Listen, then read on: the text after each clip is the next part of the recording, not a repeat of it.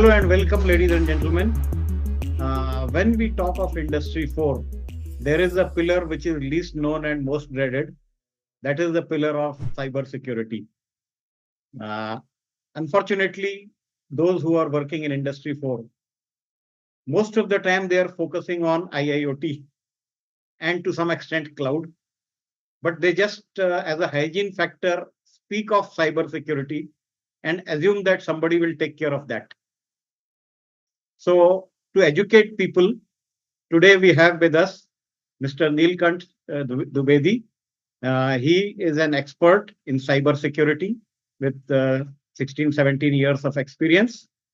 So we'll have an informal chat with him, and we like to understand and clear our doubts in layman's language, what we understand. Because when one goes to these cybersecurity standards, like maybe IEC or ISO, it's there's a lot of jargon and there's a lot of compliances and requirements and certification, but one doesn't come to know what exactly one is supposed to do uh, in nuts and bolts, right? So we'll talk to Mr. Neelkanth. So, Mr. Neelkanth, would you like to introduce yourself? Sure. Thank you, Kharisha, for having me on this show, and to all the listener who will be tuning in or who have tuned in. Right. I'm thrilled to be your guest today. My name is Neelkanth Dwibedi. I have been deeply involved in the field of cybersecurity for more than 1.5 decades. My journey in cybersecurity began working as a network engineer, providing technical support to incidents and security incidents. While working on security incidents, that triggered me to have a deep dive into cybersecurity and took it as a career. Over the years, I have been privileged in working with both Indian and multinational MNCs, providing cybersecurity consultancy and solution in the field of cyber prevent and cyber defense. I believe security must be enabled to the business, and security should not be blocker as such. So security should enable business to achieve its goals, right? And I have proven track record in IT across cybersecurity governance, risk management, security architectures, cybersecurity consultancy. I have briefly done forensic investigations also, and in network and perimeter security that help me to deliver clear and coherent plan of business to maintain appropriate security posture. I'm actually excited to share my insight and perspective on Industry 4.0 and how cybersecurity can be gelled in. Well, Mr. Neil, cyber security has been there long before Industry 4 was born. In the Right. era when people were working with firewalls and antivirus with LAN and WAN, Yeah. so how cyber security norms have evolved to take care of Industry 4 requirements like extensive use of cloud resources and IIoT. So, are there any new norms which have evolved to support Industry 4? All right. So to understand Industry 4.0 and their norms, I personally believe that your viewers might be aware of what is Industry 4.0. The reason being, if you talk about the first industry revolution, it was more of the steam engine kind of technology that was there. Then it got into assembly line and electricity. With the help of electricity, assembly line were designed and the production, mass production was there. Now, Industry 3.0, if we talk about 3.0 specifically, it was more of automation by including information technology and the different components of electronics. Yeah. Now, uh, the thing is, Industry 4.0 has gone a step beyond third revolution by blurring the lines between your physical and digital ecosystem, right? So with introduction of cloud and IoT, it is become a necessity to develop new norms and address cybersecurity challenges. However, my take on this is we have to stick on the basics in terms of, I will highlight few of the things. Cyber security training and awareness. Now we are as good as our people in the industry, right? So we need to train our people to understand cyber security so that they can act ethically. Don't click on any links that will give you a remote file execution. So they should know what is basic difference between phishing. They should understand the term cybersecurity, why it is so required. So that is something we need to think of. We can think of cybersecurity standards and framework. Now, if we talk about framework, there is an ocean of frameworks what you have. However, there are certain frameworks that are curated for Industry 4.0, like your IIC security framework, that is Industrial Internet Consortium. Yeah, including NIST CSF, Cybersecurity Framework, and ISO 27001 ISMS implementation. So these are certain frameworks that will help you align in terms of Industry 4.0, how they can align, how we can achieve goal securely, right?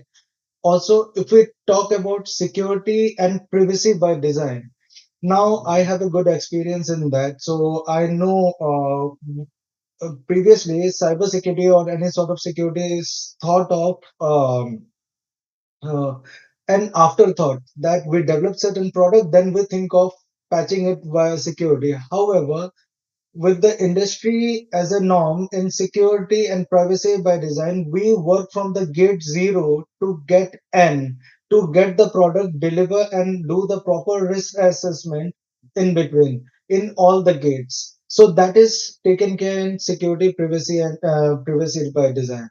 Now, if I talk about zero trust architecture, all right. So zero trust architecture says don't trust inside or outside of your perimeter.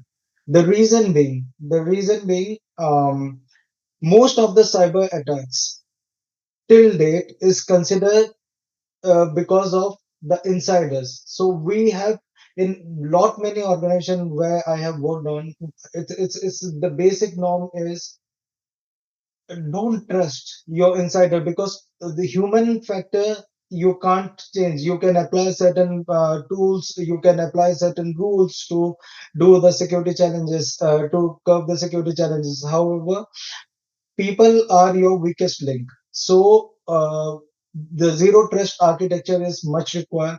So as to the endpoint security, you talk about antivirus and also all the endpoint security should be with the latest version. You should have all patches involved into that. So it comes under endpoint security. And last but foremost, I would definitely talk about IAM, identity and access management, because we have to give people access to the system on need to know basis. All right. So if there is a need to know, then we need to give access. So these are certain things. There are lot many things we can talk about, but I feel that these are certain touch points that would definitely help any of the company to get on. Nilji, in Indian industry particularly, people are skeptical about use of cloud because they Okay. don't trust the cloud. Basically, they have apprehensions that data can be pilfered, etc. Whereas we hear cloud service providers that it is probably safer than the legacy systems, having your own workstation with your own firewall, etc. For the simple reason that cloud is managed by people who have an army of experts to take care of any eventuality. Now, what, according to your experience, is that true or is that just a sales talk from cloud service sellers?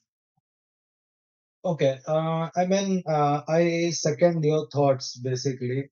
If I think about CSPs, those are cloud service providers, and the organization requirement.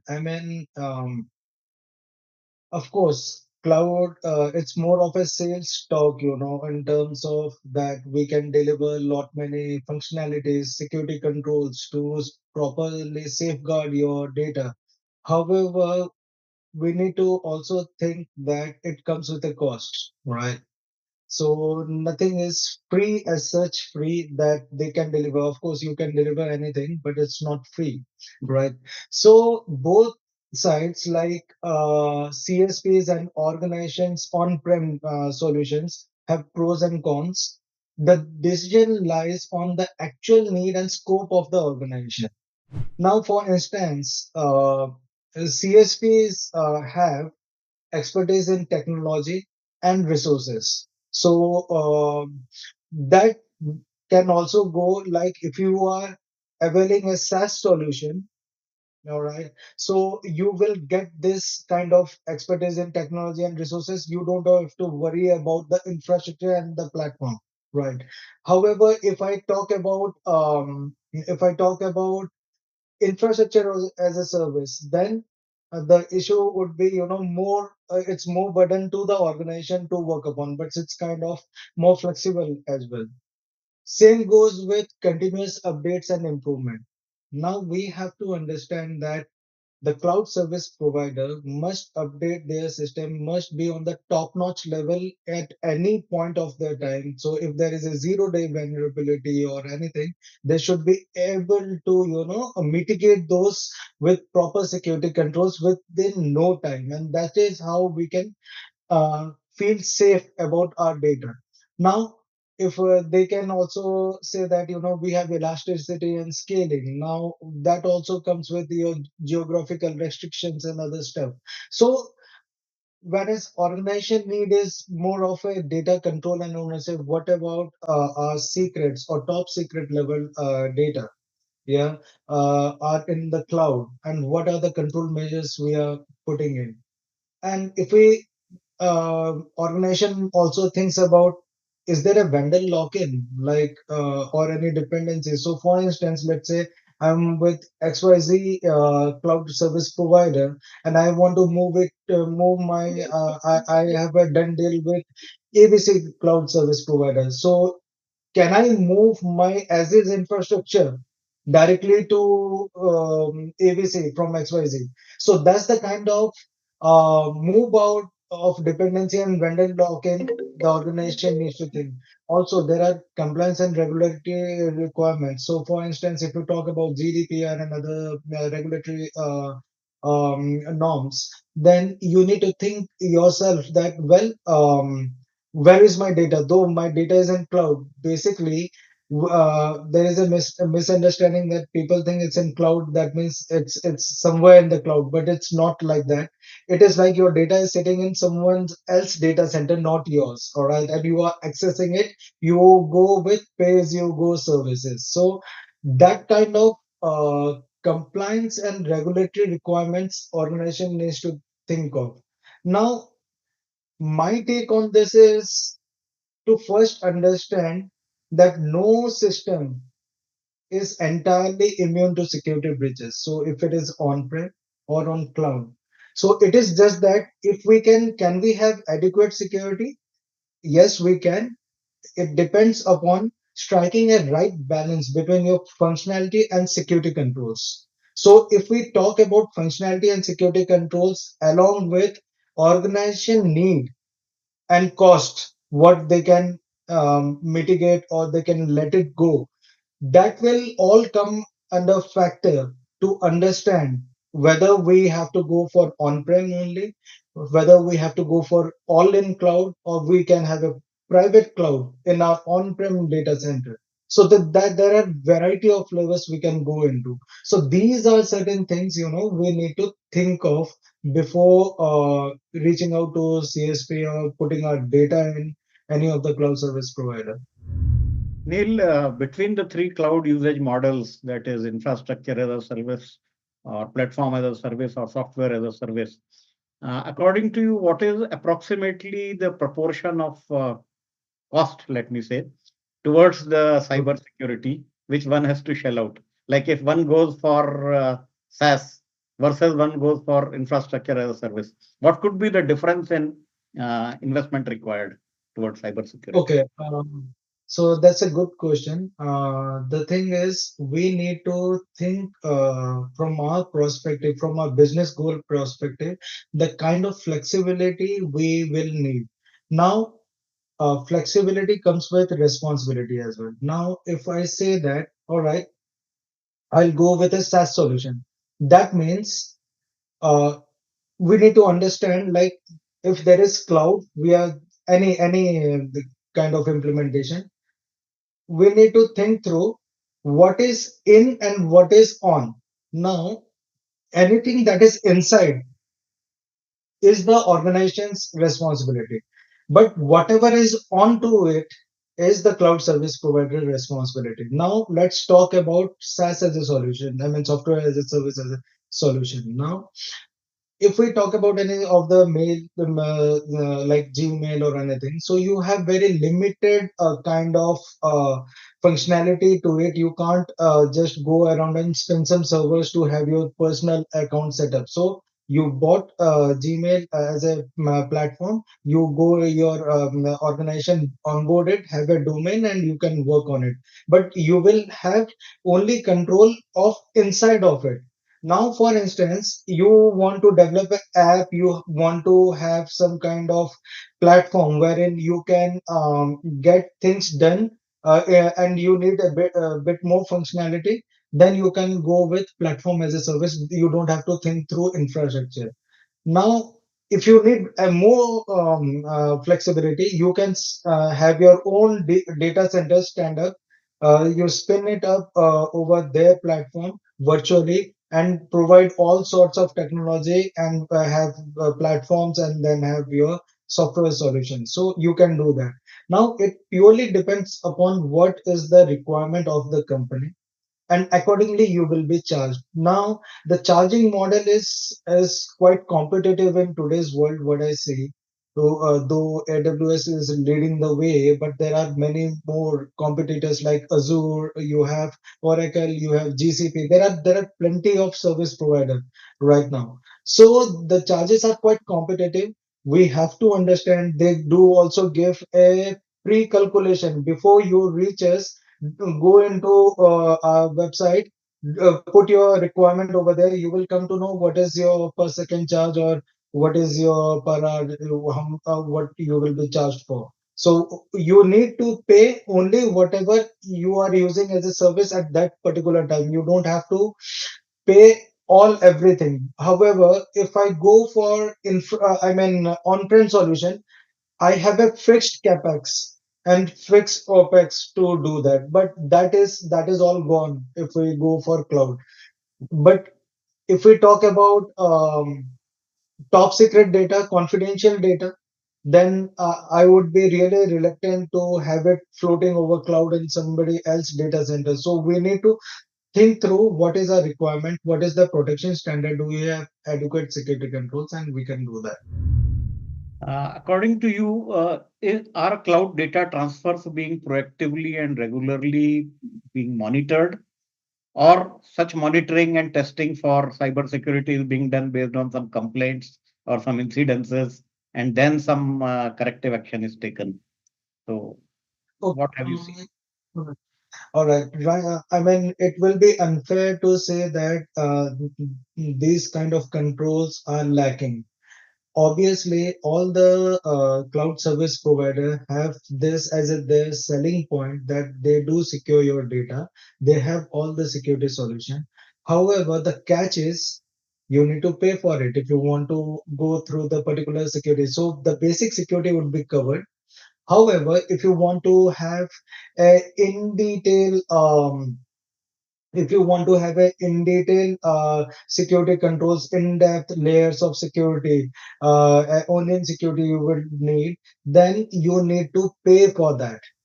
So for instance, they will provide you with the security solutions, I mean by user groups, or they can spin up some firewalls to pay as a clean traffic. However, the configuration per site basis, you need to probably need to pay for more. Like for instance, they will provide security group as firewall.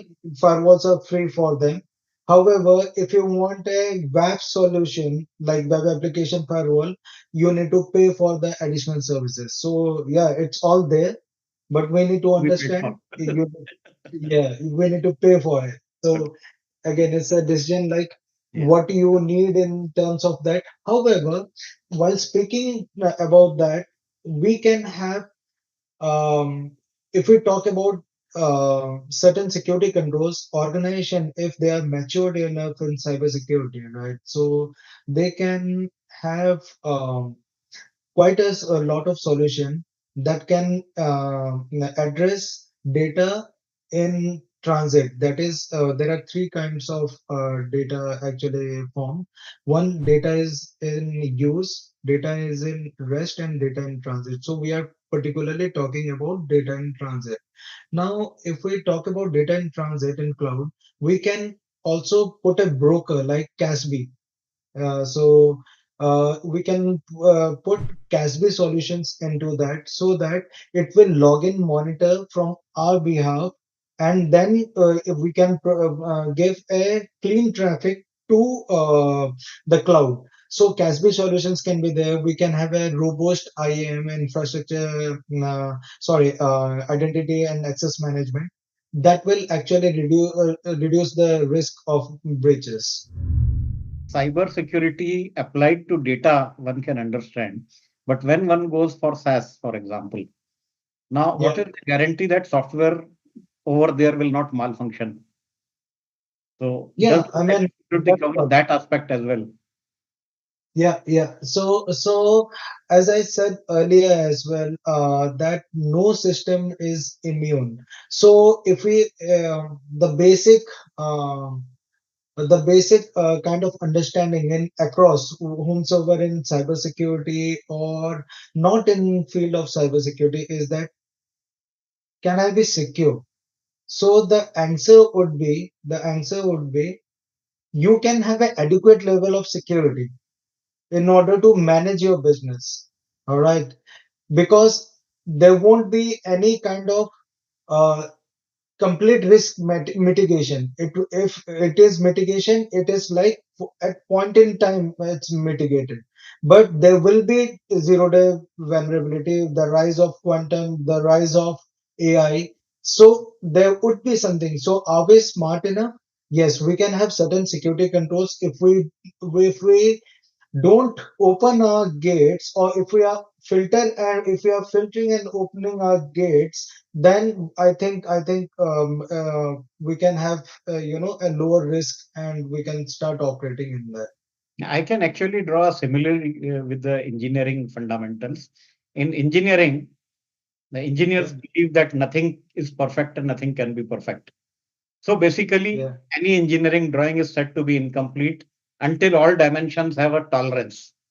And tolerance has to be yes, reasonably small, but it can't be zero. yeah, There will be yeah, some finite tolerance, there will be some finite probability. Now, how low that right, probability should be, that is what one has to make a business case. right, Yep. So right. I think something similar applies to cybersecurity as well. Coming to layman's terminology, people generally believe that they are safe if they encrypt data. Now, do you buy Uh, that argument? Is encryption well, really safe, or that can also be to hacked? an yeah, so to an extent, I would say yes. That encryption is like getting your data into some kind of gibberish, and then I mean it is really difficult to read and write things. It will take thousands of years to decrypt it. Of course, with the rise of supercomputer, I mean, we can lower down the time level and all. Hmm. However, the problem is not about the encryption. Okay, the problem is about the implementation.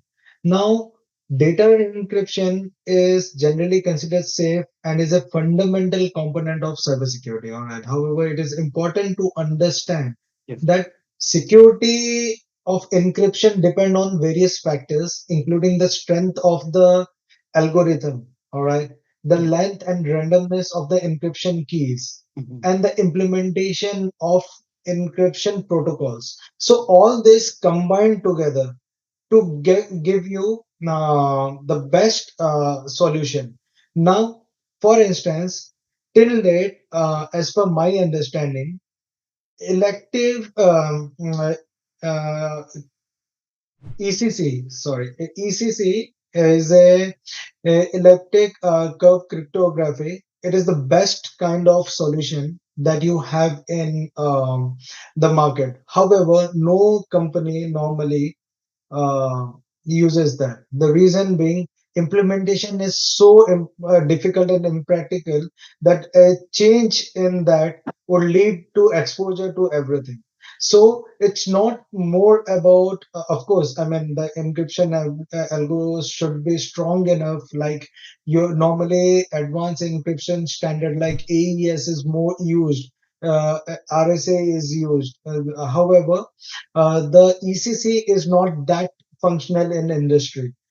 Also, if I talk about the key length and the strength, now the longer the key length, the longer, I mean, it is really difficult to get into, to get to Kraken. However, if you think it's a longer key length and you can identify certain pattern into it, then it would be easier for them. So all depends upon implementing the solution, the how you implement, and that is where security architecture is quite important in this particular part. Rise of quantum computing, all right, we need to take care of that part. Cryptanalysis is a kind of study, on cryptography. These guys are quite smart in mathematics, and they have that kind of tendency to draw a pattern, and they can, they don't have to go through all the years, and they can have certain kind of technology to reverse engineer certain stuff. So that kind of attacks can also be there. So there is a lot. It's more of implementation, I would say, though rest of the factors would also be the Still, I same. have one doubt that, okay, to read the data which Yeah, is encrypted, probably you require some expertise and some effort. But to spoil it, I mean, one can spoil it always. yeah, yeah, So yeah, attacker can always damage the data without reading it, without decrypting it, right? right. Random, if they do some random changes, I mean, it will damage the data, all right. Yeah, Yeah. So yeah. that risk is So anyway looming large.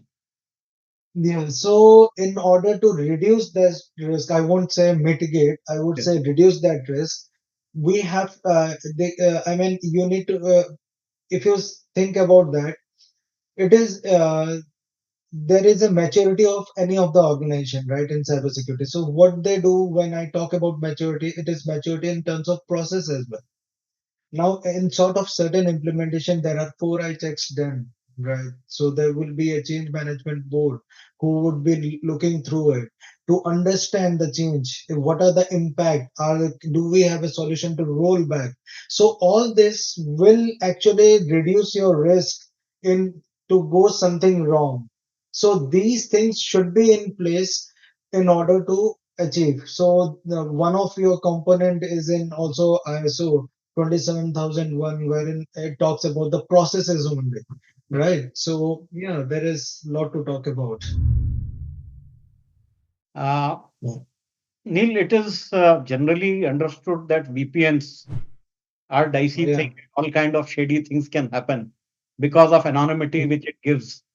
Now, why do you think the cyber security norms are allowing that thing to thrive? Okay. Um, so we need to see it in the perspective of enablement rather than blocking. So if I think through in the perspective of enabling my business to operate globally, right, I would think that I should be have a kind of functionality to tunnel in into my business, Yes. right? So if I can strike a right balance between functionality and security, while VPN can be abused by cybercrime, I completely agree with that. They are widely accepted because of their legitimate use cases and benefit in terms of privacy and security. Now, when I talk about legitimate use cases, as I said, you tunnel it into globally to your organization. Like VPN serve number of legitimate purposes, such as uh, like secure remote access. You can get secure remote access to your corporate networks, protecting sensitive data transmitted over floating over public, right? Um, Public Wi-Fi when I'm, let's say, at Costa Coffee Center or any of the coffee club, I can join to the internet. They are free internets, right? And my data would be going completely in clear text, and some hacker just sneak in and do a man in the middle attack, and they can easily see what I'm transmitting. However, if I connect on that very free Wi-Fi with my VPN, I'll tunnel into my corporate data. And by that, it won't be that feasible for any of the attacker to see or sneak peek into my data. And that is why, I talk about more into the legitimate use cases that we have. Um, Also, it enhanced privacy and security. As I said, the man in the middle attack can be addressed. The data in transit, we can protect it with VPNs, and that is why, the because of its wider acceptance in terms of any of the organization is just because it has it will give you a privacy, it will give you a kind of security, and it is less prone to interception or eavesdropping into your sensitive data, right? So that is why I think, VPN is still in there and will be there for longer time. So it does give you some advantage as well, as far as Yeah, cybersecurity. it does. I mean, technology is a double-edged sword, isn't it? So it's It is more of. double-edged sword. It can work both ways, probably. While cyber fraud, Trojan, worms, virus, all these things are well known and understood by people to some extent. Yeah. But is it possible that your data could be passed on to dark web? If such kind Um, of things happen, how does one come to know? And is there anything being done in cybersecurity to prevent such things? well, to be honest, yes, it is true that your credit card data, or there are lot of your PII, Yes. PHI data can of course be floating around dark web, and there is a database. I mean, there are plenty of databases. If you subscribe to, you will get all those, and you can try your own hacking. Now internet is so reachable to anyone that even kids can fall prey to it and start utilizing and getting into the right getting into the darker side of cybersecurity. Now, for me, what I understand is, yeah, there would be definitely some of your PIIs might be floating around, but whatever is done. Now, the thing is, it's more of the education that needs to kick off in terms of in any of the organization, just to spread awareness. Because if you don't have a proper education in cybersecurity, then in not only it is harmful for your organization, it is harmful for you as an identity. Now, that is what I would emphasize more on: educating your users, making them right choices by not if there is someone is doing a phone call to you and saying that, say, this is urgent and you need to provide me your personal information, which is not supposed to, then that should ring a bell. That kind of knowledge, it should be there. Or you are winning a lottery, kind of any of the phishing links, you have these Nigerian frauds wherein it's very popular that you will be this is some kind of millennia king would want to pass the legacy to you. I mean, Yes, I'm yes. not sure I'm that fortunate, but Mhm. I mean, there are people who fall prey to that, and they give certain kind of money, or they give access to those things. Yes, that education needs to be there. Now, from the organization perspective, of course, user cybersecurity training is quite important. Secondly, monitoring of suspicious activities should be there, like in terms of you should have a layered defense to mitigate this control. So, what I mean from layered defense is normally we don't rely on any of particular single security solution. So, we have on the perimeter, we have certain kind of solutions like your firewalls, your web application firewalls, your proxy settings, all solutions would be there. Then coming in the second layer would be your IDPS, intrusion detection prevention systems. Your there are lot many layered defense working. Your mail exchanges would be there. So all this layer defense will add on to give you a proper security control mechanism to operate your data when the data is inbound or going out of your organization. So that can be done. So this kind of monitoring tools like a proper SOC, security operations center, should be established to understand that are there any critical alerts, are we triggering proper risk and incident management requests. These things should be there. Also, in terms of accessing your data, there should be like stronger security measures should be there in terms of MFAs, multi-factor authentication, wherein is something you know, something you have. All right, so these kind of multi-factor authentication should be there. Also, in terms of regular systems, your endpoint should be updated and patched for vulnerability. Also, the patch what you are doing should be tested in a pre-prod environment to see whether the things are working or not in terms of availability, whether the system after patch would be available or not. Now, by default, SCADA systems, if I talk about, they are not designed or they were not kept in thought that they will someday connect to cloud, right? So the kind of architecture is not security centric. Right. So that is where the loophole is, and that is where Industry 4.0 is targeting. That you have IoT, you can put a SIM card, you can get your data, connect to Wi-Fi, you can work very closely to the field. What if, what if somebody eavesdrop and change the setting? I mean, how long will it take to steal a big giant shall I name it like Tesla? It can be like stealing in to Yes, 30 to 40 seconds. Yeah. yes. So that kind of security breaches happens. It is all there in your newspapers. So yeah. So I would say, implementing strong security measures, monitoring suspicious activity, user activity, geotagging.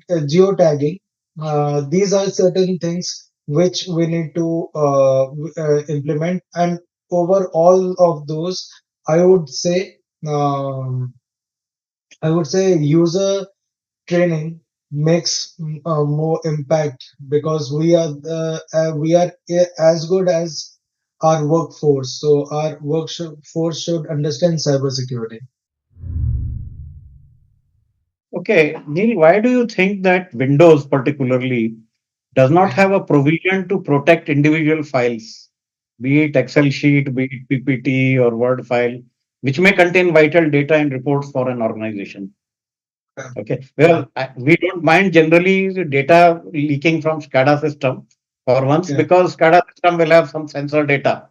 I mean, Yeah. what will somebody do by reading temperature? So that is not something which somebody would like to steal. It may not be of any value to anybody. But Um, the information contained in Excel sheet, particularly, for example, or a PPT, right. because that will Right. reveal the strategy of the organization or some data like the right number. Okay. I think the narrative has to change. The problem is if I know the sensor that what kind of temperature it has, I Yes. may be able to increase or decrease it, and by that I can damage the security control. I mean the whole functionality of the system. So it's not that. It's really not that it is there just for fun. It's more of getting into such kind of. There are too many cases like this where the grids are shut down, okay, and which has resulted in blackouts. Yes. So there are places wherein um, people which are not connected to internet, still the hacker were able to manage to get into the site. See, I mean the kind of technology they use. I'll tell you an interesting thing wherein if we there is a isolated secure secure organization wherein it was not connected to outside world, however still it was hacked just by throwing some of the pen drive into the premises. Now Yes. layman people, they don't know and they say, wow, that's a pen drive, let's see what's inside, right? And Yes. that did the magic.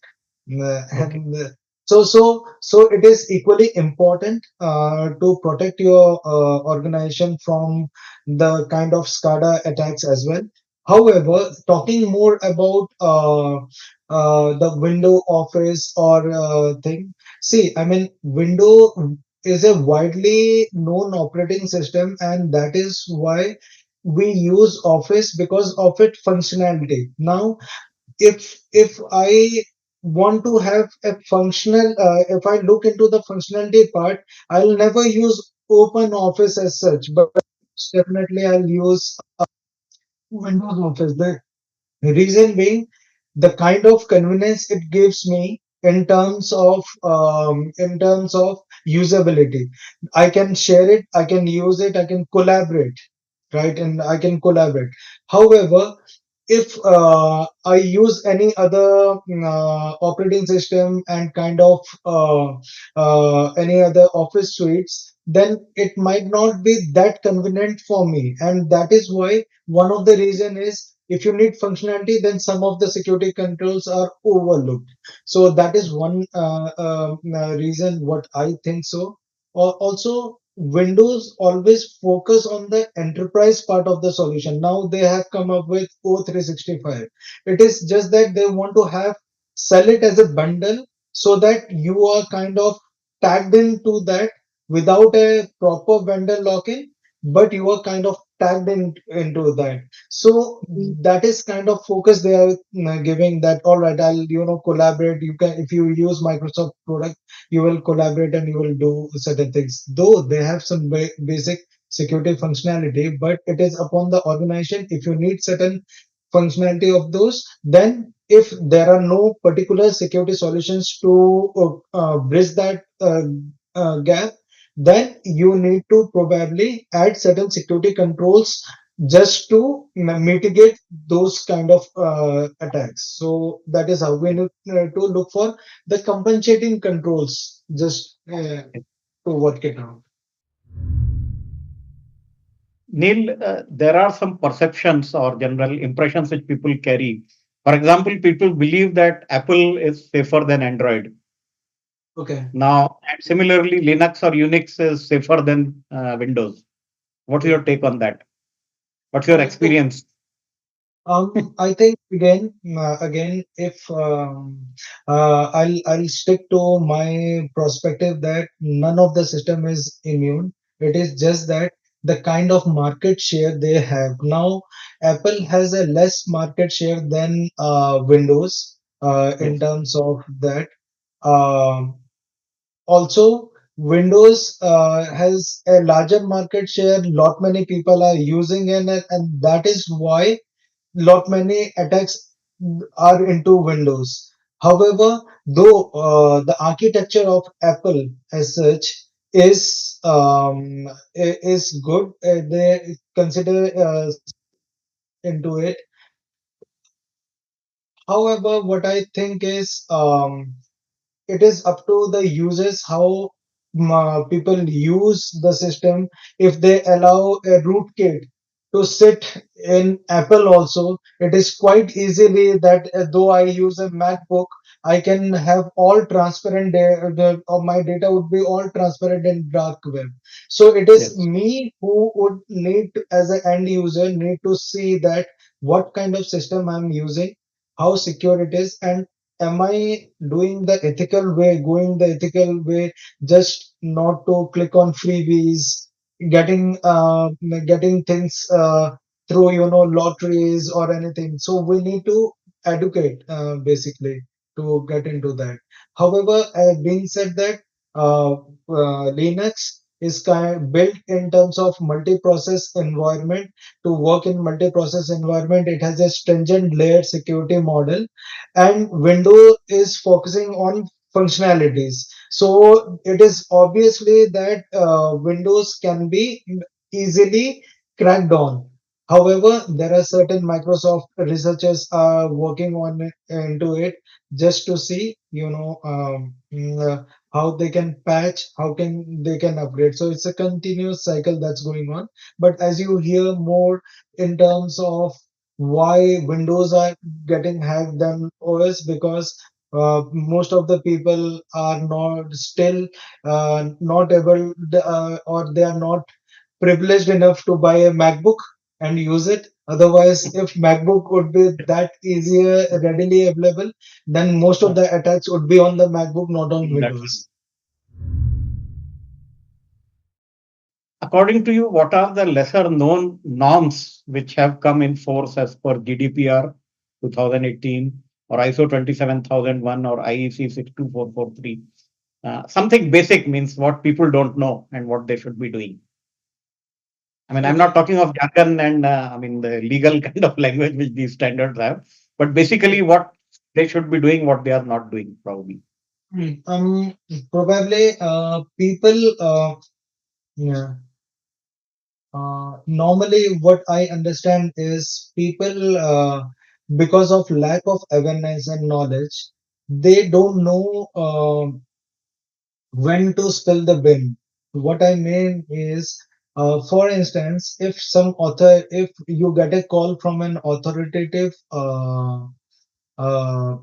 person, or with an authoritative voice, that this I'm your manager, or I'm calling from such and such department, and you need to share your data, right? So it is kind of, we fall into prey. We don't question back that, well, why should I? Right? So these certain controls, or certain things, these are taken care in GDPR, basically in terms of company, that you can't store client's data without their own consent, without client's consent, that you can't give them marketing preferences or anything in terms of that. Now it is up to us, that if I want to use the service, will I be comfortable enough to share my browsing data, browsing history, or my personal information to them, so that they can further play around. So it is up to us. Also, people might not know that any of the organization who are operating in Europe, that are not following GDPR regulation guidelines. So, for instance, let's say your data is in their cloud, but the cloud is hosted in not in Europe, all right, and it's in others, like in Asia, or South Africa, or in anywhere rest of the world, then Okay. you can actually take a legal step, and you can sue the company as well, because they are not following GDPR practice, and there are certain level of claims also if you follow or not. So this GDPR Act came in light in 2018, Yeah. wherein people, I mean, they think that user privacy is quite important.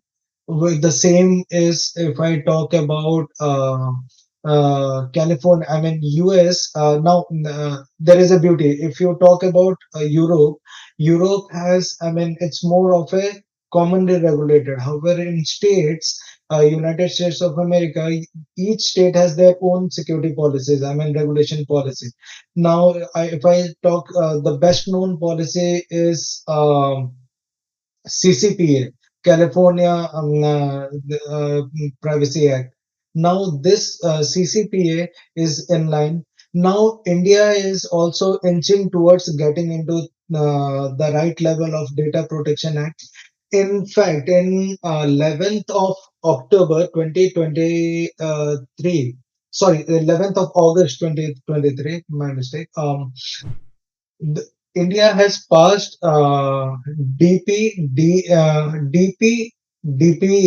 so that is Digital Personal Data Act 2023, which is still a build phase, in a build phase and implementation phase, which has the similar kind of norm in the similar kind of norm as GDPR. So we in India are also inching towards the kind of data privacy, because right now privacy, I mean, the introduction of digital world, the I mean, kids from the age of 6 years are utilizing internet and things. So it is quite important for India to get digitalized in a proper and secure way. So that's it. Nice to know. It's nice to know. Thanks a lot, Neil. It was a pleasure talking to you. I'm sure our audience will find this conversation useful as well as they can gain. I wish good luck for all the viewers over here. Thank you.